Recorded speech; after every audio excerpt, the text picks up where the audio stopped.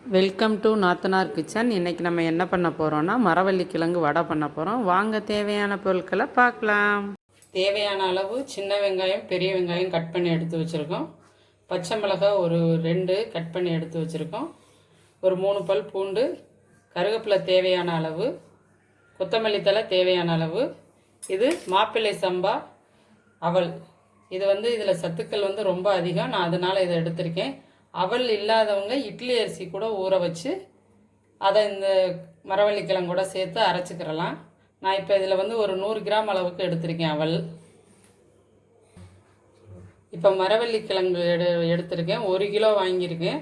இதில் பாதி ஒரு அரை கிலோ மட்டும் எடுத்துக்கிற போகிறேன். 100 கிராம் அளவு அவல் சேர்த்தோன்னா ஒரு அரை கிலோ எடுத்தால் கரெக்டாக இருக்கும். அரிசினாலும் சரி 100 கிராம் அளவே கரெக்டான அளவாக இருக்கும். இப்போ இதில் இந்த தோலை நம்ம உரித்து எடுத்துடணும். இந்த கிழங்கு வாங்கின அன்னைக்கே நம்ம யூஸ் பண்ணிடணும். 2-3 நாள்லாம் இருந்துச்சுன்னா அது கருப்பாக உள்ள கொடி ஓடிடும். அந்த மாதிரிலாம் ஆயிடுச்சுன்னா நம்ம சாப்பிடக்கூடாது.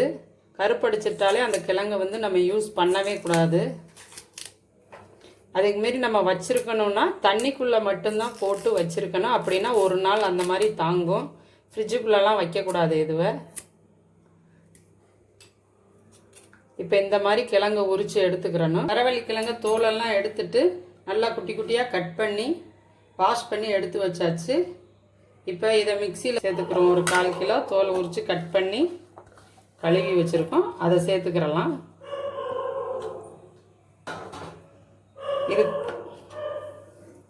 இது கூடவே நம்ம அவல் சேர்த்துக்கிறணும். நல்லா தண்ணியை புழிஞ்சிடணும். புழிஞ்சிட்டு சேர்த்துக்கிறணும்.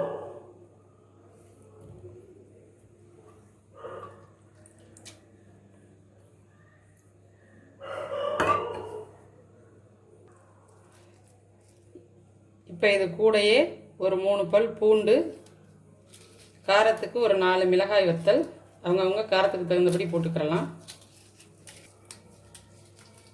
ஒரு 1/2 டீஸ்பூன் சோம்பு சேர்த்துக்கிறோம். இல்லை ஜீரகம் வேணாலும் சீரகம் சேர்த்துக்கிறலாம். இப்போ இதை அரைச்சி எடுத்துக்கலாம். இது கூட இஞ்சியெல்லாம் சேர்க்கக்கூடாது.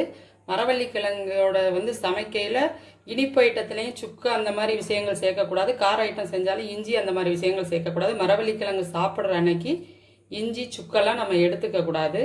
இப்போ இதை நல்லா ஃபைன் பேஸ்ட்டாக அரைச்சி எடுத்துகிட்டு வந்துக்கிறோம். இப்போ நல்லா வத்தல், சோம்பு, கிழங்கு எல்லாம் போட்டு அவல் எல்லாம் சேர்த்து நல்லா அரைச்சிட்டு வந்தாச்சு. தண்ணி ஊற்றாமல் தான் அரைச்சி எடுத்துகிட்டு வந்திருக்கேன். இப்போ இது ஒரு பவுலில் மாற்றிக்கிறலாம்.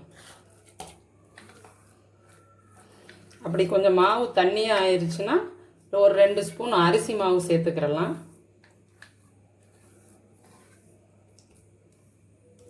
இப்போ மாவை எடுத்துக்கிட்டாச்சு. இப்போ மாவில் நம்ம நறுக்கிய வெங்காயம்,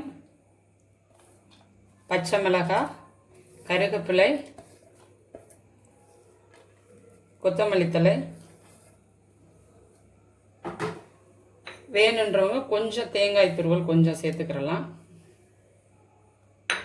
அது டேஸ்ட் கொஞ்சம் நல்லாயிருக்கும். நம்ம மாவு அரைக்கையில் உப்பு சேர்க்கலை. இப்போ கொஞ்சம் உப்பு சேர்த்துக்கிறலாம். இப்போ எல்லாத்தையும் நல்லா மிக்ஸ் பண்ணி விட்டுக்கிறலாம். நம்ம இட்லி அரிசியும் சேர்த்து நல்லா அரைச்சி செய்யலாம். அதை விட இந்த மாப்பிள்ளை சம்பா அவலில் ரொம்ப சத்துக்கள் ஜாஸ்தி. இப்போ இந்த கிழங்குலையுமே அதிகப்படியான சத்துக்கள் இருக்குது. அதனால இதோட அவல் சேர்த்து பண்ணோன்னா ரொம்ப நல்லது. இப்போ உப்பு காரமெல்லாம் போட்டு மாவை நல்லா மிக்ஸ் பண்ணியாச்சு. இன்னும் வடை போட ஆரம்பிக்கலாம். இந்த மாதிரி ஒயிட் கிளாத் துணி எடுத்துட்டோன்னா தண்ணியில் முக்கி புழிஞ்சு எடுத்து வச்சுக்கிறணும். இப்போ வடைகளாக தட்டி போட ஆரம்பிக்கலாம். எண்ணெய் நல்லா சூடாயிருச்சு. இப்போ மாவை இப்படி உருண்டைகளை எடுத்து இப்படி கையில் இந்த ஒயிட் துணி மேலே இப்படி வச்சு இந்த மாதிரி தட்டி எடுத்துக்கிறணும். இப்படி பண்ணோன்னா கையில் ஒட்டாமல் நல்லா சேஃபாகவும் இந்த வடை நல்லா ரவுண்ட் ஷேப்பில் நல்லாவும் வரும். கையிலையும் ஒட்டாது, எடுக்கிறதுக்கு ஈஸியாக இருக்குது. இப்போ இதை எடுத்து போட்டுடலாம்.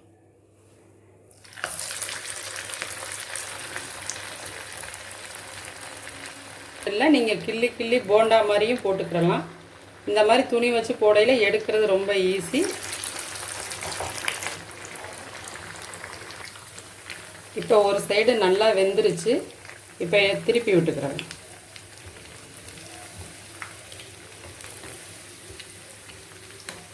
இந்த மாதிரி எல்லாத்தையும் ஒன்றா திருப்பி விட்டுக்கிறலாம். இப்போ இந்த சைடும் நல்லா வேகட்டும்.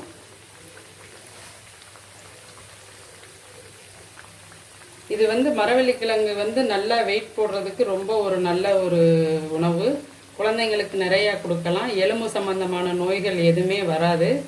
இதில் நிறைய ஹெல்த் பெனிஃபிட் இருக்குது. இதில் விட்டமின் கே சத்து அதிகம், கால்சியம் சத்து இருக்குது. இதில் கார்போஹைட்ரேட் நிறையா இருக்குது, விட்டமின் சி சத்து நிறையா இருக்குது. இது கன்சீவாக இருக்கிறவங்க நிறையா எடுத்துக்கிட்டால் குழந்தைக்கு ரொம்ப ரொம்ப நல்லது. அது மாதிரி மாப்பிள்ளை சம்பா அவல் ஹார்மோன் பிரச்சனைகளை நல்லா தீர்க்கும். மன ரீதியான பிரச்சனைகளுக்கு ரொம்ப ரொம்ப நல்லது. நரம்பு சம்பந்தமான பிரச்சனைகளுக்கு மாப்பிள்ளை சம்பா அரிசி அவல்லாம் ரொம்ப ரொம்ப நல்லது. இந்த மாதிரி விஷயங்கள் கொடுக்கலாம். இது நான் ஒரு புக்கில் படித்தது. மற்றபடி இது நிறைய சொல்லி கேள்விப்பட்ட ஒரு விஷயமும் கூட. அதனால எனக்கு தெரிஞ்சதை உங்களுக்கு சொல்கிறேன். இப்போ வடை வெந்துருச்சு. இப்போ நம்ம எடுத்துடலாம்.